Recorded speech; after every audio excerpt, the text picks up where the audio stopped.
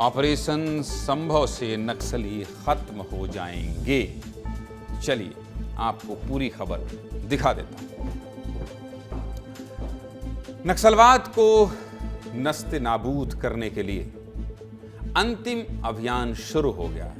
हिंसा की चाहत रखने वाले बचे खुचे नक्सलियों का भी सफाया किया जा रहा है। बीते 2 दिनों में नक्सल संगठन को अब तक का सबसे बड़ा नुकसान हुआ है।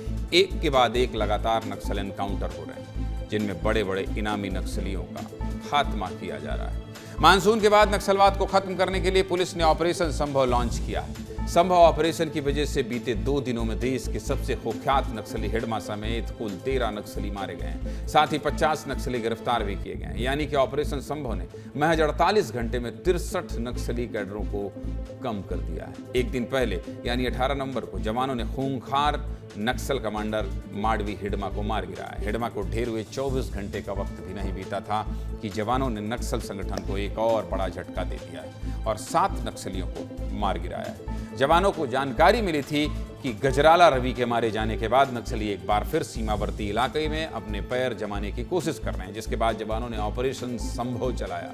जहां कल हिडमा मारा गया था, आज वहीं दोबारा मुठभेड़ हुई, जिसमें 7 नक्सली मारे गए। मारे गए नक्सलियों में 4 पुरुष और 3 महिला कैडर शामिल हैं। इस मुठभेड़ में जवानों ने सीसी मेंबर मेटुरुज जोगा राव उर्फ टेक शंकर को मार गिराया है।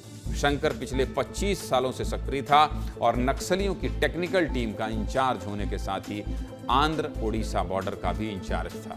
इसके मारे जाने से आंध्रा बॉर्डर नक्सलियों के हाथ से पूरी तरह निकल गया। मुठभेड़ के बाद जवानों ने मौके से 2 AK-47 समेत 8 हथियार भी बरामद किया है। क्या कह रहे हैं अल्लूरी सीताराम राजू, जिले के SP अमित बरदार। सबसे पहले आप ये सुनिए। छत्तीसगढ़ से भाग के माओइस्ट आंध्र प्रदेश में आ गए थे।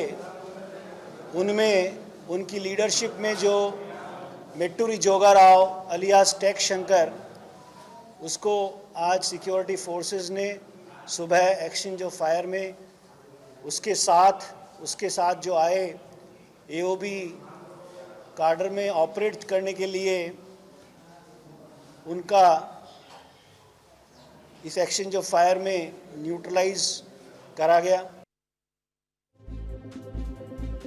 आंध्र प्रदेश में नक्सल संगठन पर अब तक का सबसे निर्णायक प्रहार हुआ है। हिडमा को ढेर करने के बाद आंध्र प्रदेश के अलग अलग जिलों से 50 माओवादियों को गिरफ्तार किया गया है, जिनमें 3 स्पेशल जोनल कमेटी मेंबर भी शामिल हैं। ये सभी नक्सली हिडमा के सहयोगी हैं, जो छत्तीसगढ़ में चल रहे ऑपरेशन से घबराकर आंध्र प्रदेश में भाग गए थे और अपने आप को सुरक्षित करने की कोशिश में एक महफूज ठिकाना तलाश रहे थे। लेकिन इसी दौरान ये सभी पुलिस और ऑक्टोपस फोर्स के हत्थे चढ़ गए। इन 50 नक्सलियों में 28 बीजापुर जिला, 21 सुकमा जिला और 1 नारायणपुर जिले का नक्सली है। ये सभी जगरगुंडा, किस्टाराम और केरलापाल एरिया कमेटी में सक्रिय थे। गिरफ्तार किए गए नक्सलियों में बड़ा नक्सली कमांडर लखमा, जग्गू दादा और सोडी मनीला भी शामिल हैं, जिन्होंने जमीनी स्तर पर नक्सल संगठन को मजबूत करने का काम किया था और कई बड़ी घटनाओं की साजिश रची थी। गिरफ्तारी के बाद 50 नक्सलियों को कोर्ट में पेश किया गया है। हिडमा के ढेर होने और 50 नक्सलियों की गिरफ्तारी से सुकमा लगभग नक्सल मुक्त हो गया है। जिले में देवा और केसा ही अब ऐसे बड़े नक्सली हैं जो बचे हुए छत्तीसगढ़ में सक्रिय हैं। कौन कौन से नक्सली अभी पुलिस की हिट लिस्ट में है, जानना चाहते हैं? आपको बता देता हूँ। चलिए बता देता हूँ, आपको ये दिखा देता हूँ कि कौन कौन से नक्सली अभी सक्रिय हैं, जो मारे जाने वाले हैं या तो सरेंडर करने वाले हैं। दिखाइए। सुरक्षा बलों के निशाने पर ये नक्सली। पोडियम से कोई दिक्कत तो नहीं हो रहा? देवजी, कार्यवाहक महासचिव, polit bureau member, military wing प्रमुख। इनकी खबर आई थी कि ये जो है या तो गिरफ्तार हो गया है या मारा गया है। इस पे अभी सस्पेंस है, ये खबर अभी पुष्ट नहीं हुई है। 2, रामधेर, हिडमा के बाद दूसरा आदिवासी सीसी मेंबर है जो अभी निशाने पर है। इसके अलावा और हैं कोई? दिखाइए कितने बॉल हैं। सुरक्षा बलों के निशाने पर ये नक्सली। दामोदर नंबर 3, ये तेलंगाना स्टेट कमेटी का मेंबर है, खतरनाक कमांडर है, खतरनाक है। और 4, देवा, चीफ बटालियन नंबर 1, हिडमा का सबसे करीबी। कर दो सरेंडर, हिडमा ही मर गया, तुम कहां बचोगे। 5 पापाराव, DKSZC मेंबर, खतरनाक कमांडर है ये। लेकिन इन लोगों के अंदर ये चल रहा है कि हो सकता है कि एक बार फिर से बंदूक वाली लड़ाई हम शुरू कर दें, पर ऐसा होना नहीं है। जिस तरह से नक्सलियों को पाताल लोक से मारा जा रहा है निकाल कर, गृह मंत्री अमित शाह ने कहा था और वही हो रहा है। ऐसे में संभावना कम है कि ये बच पाएंगे। डेडलाइन से पहले नक्सलवाद खत्म करने का इतिहास रचा जाएगा, इन मौजूदा हालात को देखकर समझा जा सकता है। विस्तार न्यूज हिडमा के गांव पुवर्ती पहुंचा। हिडमा के एनकाउंटर के बाद पूरे गांव में सन्नाटा पसरा हुआ और हिडमा के परिवार में मातम छाया हुआ। हिडमा की मां का रो रो कर बुरा हाल है। एक हफ्ते पहले हिडमा की मां ने आत्मसमर्पण की अपील की थी और हिडमा को हथियार छोड़कर घर लौटने के लिए कहा था, लेकिन हिडमा ने मां की बात नहीं मानी और मारा गया। पुवर्ती गांव से हमारे सहयोगी शहनवाज खान की एक रिपोर्ट दिखाता हूं, देखिए।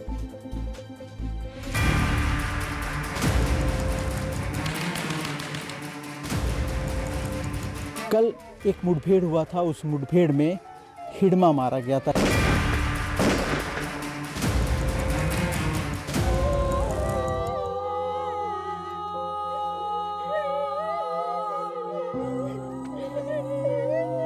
हिडमा की मां पूंजी जो है वो अपने बेटे की इंतजार कर रही थी। हिडमा की मां ने अपने बेटे को जल्द लौटने का और आत्मसमर्पण करने की बात कही थी। जंगल बात भाई केती तन को हां भाई बाबरो।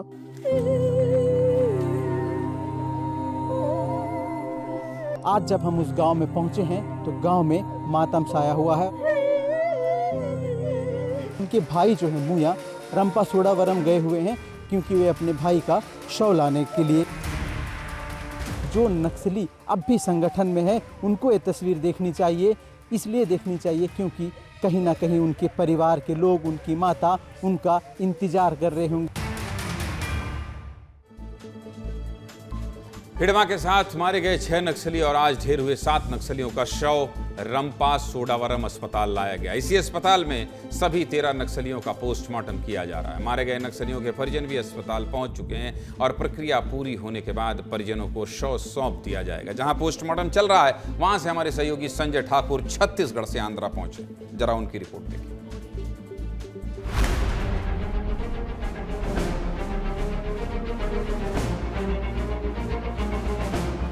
आंध्र प्रदेश के मेड्रमल्ली के जंगल में हिडमा और उसके साथियों का एनकाउंटर होता है। कल से ही हिडमा और उसके साथियों के शव रंपा सोडावरम के इसी अस्पताल के मॉर्चुरी में रखे हुए हैं। यहाँ फ्रीजर मंगवाए गए हैं। ये आपको 2 लाइन से 3 गाड़ी नजर आएगी। ये गाड़ियाँ फिलहाल अंदर जा रही है। इन गाड़ियों में फ्रीजर रखे हुए हैं ताकि जो मारे गए नक्सली हैं, जिसमें मुख्य तौर पे हिडमा, उसकी पत्नी और उसके साथी शामिल हैं, उनके शवों को सुरक्षित रखा जा सके।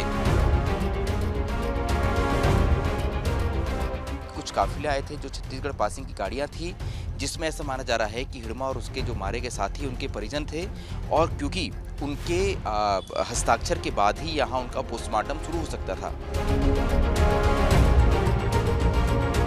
इन सभी के अनुमति के बाद हिडमा और उसके साथियों का पोस्टमार्टम किया जाएगा और उसके बाद हिडमा की लाश को वापस भेजा जाएगा सुकमा पुवर्ती, उसके गांव, जहां से उसने अपने इस नक्सल हिंसा के सफर की शुरुआत की थी।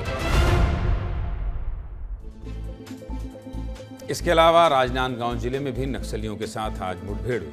मध्य प्रदेश पुलिस और राजनांदगांव पुलिस के जवान बोरतालब के जंगल में सर्च ऑपरेशन पर निकले थे।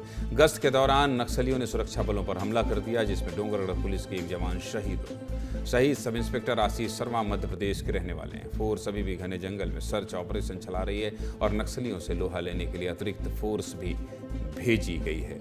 ये पूरी खबर जो मैंने आपको बता दिया, आज नक्सल का अपडेट क्या क्या था, एक बार सीधे आपको आंध्र प्रदेश लेकर चलता हूं, जहां हिडमा का शव रखा गया है, और राजनांदगांव लेकर चलता हूं, जहां आज ये मुठभेड़ हुई है। मेरे दोनों सहयोगी संजय ठाकुर और दिलीप शर्मा आपको स्क्रीन पर दिखाई दे रहे हैं। सबसे पहले संजय, आपका रुख करना चाहता हूं। कल से लेकर आज तक मुझे लगता है 24 घंटे से ज़्यादा का वक्त हो गया है। हिडमा का शव लेने कोई पहुंचा, नहीं पहुंचा, आगे की प्रक्रिया क्या है, और वहां जहां आप खड़े हैं क्या स्थिति है, जनता जानना चाहती है। संजय।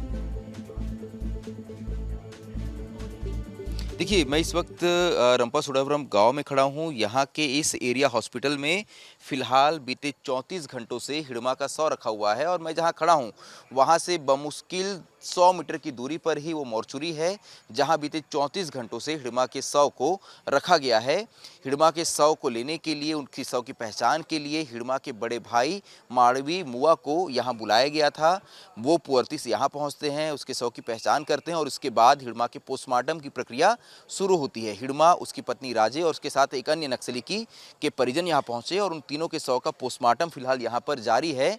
अब देखिए, जिस हिड़मा की तलाश में, जिस हिड़मा के एक इंटरव्यू के लिए हमने कई रातें हमने और आपने मिलकर जंगलों में बिताई कि इस हिड़मा का इंटरव्यू मिल जाए, आज सोचिए उसका अंत कैसे होता है। 34 साल तक जो नक्सल संगठन में रहते हुए आतंक का पर्याय बना रहा, बीते 10 सालों में सबसे अधिक चर्चा में रहा, वो फिलहाल एक मॉर्चुरी में, एक बहुत ही आंध्र प्रदेश के छोटे से गांव के अस्पताल के एक मॉर्चुरी में उसका शव रखा हुआ है। मैं एक बार बाहर की भी तस्वीरें दिखाता हूं कि देखिए, यहाँ सुबह तक मीडिया की भीड़ थी, अब वो छट चुकी है।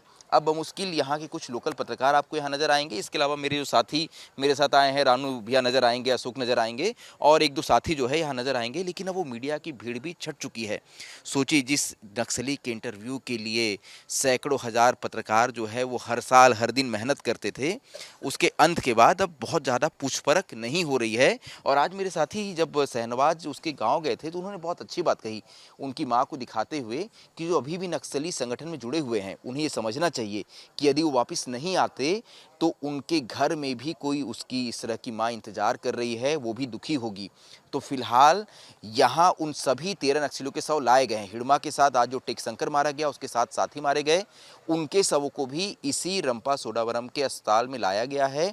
उन सबका ही पोस्टमार्टम होगा और इसके बाद इन सभी के शवों को उनके घर वापस भेज दिया जाएगा। ऐसा माना जा रहा है कि हिड़मा और उसकी पत्नी के शव को कल सुबह यहाँ से रवाना किया जाएगा और कल पुअर्ती में, यहाँ से जैसी शव पहुँचता है पुअर्ती गाँव, पुअर्ती में उसके परिजनों को शव सौंप दिया जाएगा और उसके बाद हिड़मा के अंतिम संस्कार की प्रक्रिया जो है वो शुरू की जाएगी। तो देश के सबसे अधिक चर्चित नक्सली का अंत कुछ इस तरह होगा, ये किसी ने नहीं सोचा था, लेकिन फिलहाल उसका अंत हो चुका है। बमुश्किल 1 घंटे के एनकाउंटर में ही हिड़मा मारा गया, उसके 6 साथी मारे गए। आंध्र प्रदेश, जो कि बीते कुछ समय से ऐसा माना जा रहा था नक्सल मुक्त हो गया है, वहाँ एकाएक 48 घंटों में इतना बड़ा घटनाक्रम हुआ कि ना सिर्फ 13 नक्सली मारे गए, जिसमें 2 सेंट्रल कमेटी मेंबर हैं, बल्कि बस्तर के 50 नक्सली आंध्र प्रदेश के अलग अलग हिस्सों से गिरफ्तार हुए हैं। यानी कुल 63 नक्सली बीते 48 घंटों में आंध्र प्रदेश में नक्सल संगठन से दूर हो गए, न्यूट्रलाइज हो गए।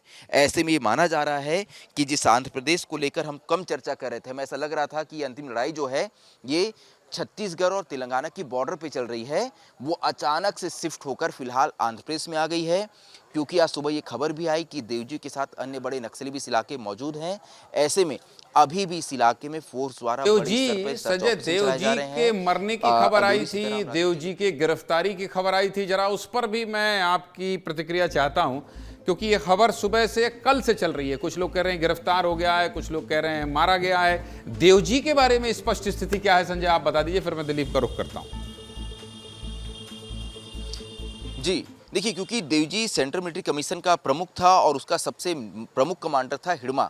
ऐसे में हिड़मा की लोकेशन जहां ट्रेस हुई, लोगों को ऐसा लग रहा था कि हिड़मा के साथ ही देवजी भी होगा।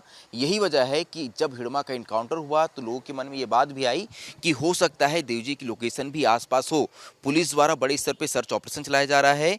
एक यहाँ उन्होंने ऑपरेशन संभव लॉन्च किया है। ऑपरेशन संभव के तहत ही 50 नक्सलियों की गिरफ्तारी हुई है और 13 नक्सलियों का इनकाउंटर हुआ है। ऐसा माना जा रहा था कि इसी में देवजी भी या तो पुलिस की पकड़ में आया है या फिर उसका इनकाउंटर हुआ है। लेकिन आज अल्लूरी सीताराम राजू जिले के एसपी ने साफ किया कि फिलहाल देवजी की लोकेशन आंध्र प्रदेश और खास तौर पे उनके जिले में तो नहीं है। ऐसे में फिर से एक बार सबकी नजर जो है वो तेलंगाना कुल मिलाकर देवजी, जिसे महासचिव बसवा राजू की मौत के बाद बनाया गया था, वो अभी स्पष्ट स्थिति आपने कर दी है कि इस तरह की खबरें चल रही हैं, अभी स्पष्ट पुष्ट खबरें कुछ भी नहीं। दिलीप, आज राजनांदगांव में भी एक एनकाउंटर हुआ है, एक जवान शहीद हुए हैं, देश के लाल एक शहीद हुए हैं। क्या खबर आपके पास, क्या अपडेट? उनका पार्थिव शरीर मध्य प्रदेश कब पहुंच रहा है और क्या घटनाक्रम आज सुबह से इस पूरे एनकाउंटर में? दिलीप। देखिए ज्ञानेंद्र जी, शहीद का जो शव है वो अभी भी डोंगरगढ़ के शवगृह में है। उनके परिजनों का आने का इंतजार किया जा रहा है। पोस्टमार्टम हो चुका है। लेकिन जिस तरह से आज जो पुलिस को या फोर्स को सूचना मिली थी कि जो बोर तालाब का जो जंगल है वहाँ पर नक्सली है, उसके बाद महाराष्ट्र, मध्य प्रदेश और छत्तीसगढ़ की जो फोर्स है वो लगातार वो सर्च करते हुए स्थान पर पहुंची, जिसमें लीड कर रहे थे जो आशीष शर्मा जो शहीद हो गए हैं, वो उनको गोली लगी। उसके बाद से फोर्स ने अपना पोजीशन संभाला, फिर नक्सली ने भी उधर से भी फायरिंग शुरू हुई। लेकिन जहां तक अभी जो सूचना मिल रही है ज्ञानेंद्र जी, ये ऑपरेशन बहुत बड़ा ऑपरेशन होने वाला है। इसका इसलिए जो महाराष्ट्र और मध्य प्रदेश और छत्तीसगढ़ की तमाम फोर्स वहाँ पे लगभग हजारों की संख्या में जंगल में अभी भी फोर्स मौजूद है। सबसे बड़ी बात है, मध्य प्रदेश के जो हॉक फोर्स होता है ये भी इसमें इंक्लूड है, जो जंगल की छान मार रहे हैं। तो कहीं ना कहीं जो ग्रीन कॉरिडोर बोलते हैं, जैसे कि गढ़चिरौली, फिर इधर से राजनांदगांव, बालाघाट या फिर डोंगरगढ़, कुछ दिनों से आप देखेंगे कि इधर पे कवर्धा, नांदगांव और इधर डोंगरगढ़ तरफ नक्सली वारदातें बढ़ गई है। तो कहीं ना कहीं जो एमएमसी कॉरिडोर है, एमएमसी बोलते हैं इसको, महाराष्ट्र, मध्य प्रदेश, छत्तीसगढ़, ये जो एमएमसी का एक पूरा इलाका है ना, इस तीनों राज्यों को जोड़ता है। दरअसल यहाँ पर एक बहुत बड़ी मुठभेड़ चल रही है, बहुत बड़ा ऑपरेशन लॉन्च किया गया है, क्योंकि ये कहा जा रहा था कि एक सीसी मेंबर को इस तरफ भेजकर जिम्मेदारी दी गई थी कि थोड़ा सा अगर इधर अटैक हो रहा है तो आप उधर जाइए, माओवादी संगठन को आगे बढ़ाइए। लेकिन चौतरफा घिर गए हैं। संजय, आपका भी बहुत शुक्रिया। आप आंध्र प्रदेश से लगातार इस बड़ी खबर पर नजर बनाए हुए हैं, एक एक अपडेट दे रहे हैं। दिलीप शर्मा, आपका भी बहुत धन्यवाद। राजनांदगांव में चल रही बड़े एनकाउंटर पर आपकी भी नजर बनी हुई। आप दोनों सहयोगियों का बहुत बहुत धन्यवाद।